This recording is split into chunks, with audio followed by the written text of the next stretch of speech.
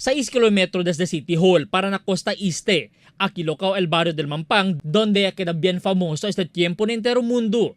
Por causa aquí nativo, queda si Heidelin Diaz, el weightlifter de Zamboanga, quien ya gana silver medal na Rio Olympics este día, itadale honor na entero nasyon. Si Heidelin el akasinko na sa anak de si Senyor Eduardo Diaz, un tricycle driver.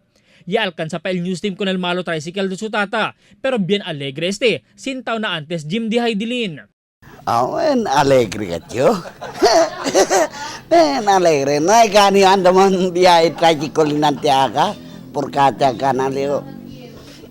Alegre kan corazón aleo. Yaman kwento pa si Senyor Eduardo que barbell, el cose dale al Consel Albert Atilano Conelli, cuando él eta prinsipya pa lang na sports del weightlifting na Universidad de Zamboanga.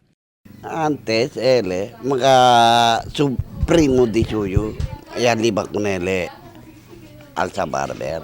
Sige le ala na pasabulong no madicho mga primo na tenebes mana mga 8 o 9 anyos le sige edad na tabat sabak lang. Alin mayusen tiene que 5 pesos, 10 pesos, puede ya. Llega asigun si Diaz esta semana que viene para celebrar con el Suganada junto con el fiesta del barrio Mampang. Plano asigun di Heidelin antes pang mansali para na Brasil, el manda compone con el de Yutay Gym, que tiene también mga estudyante de weightlifters. Albert Luna, Dateline Zamboanga.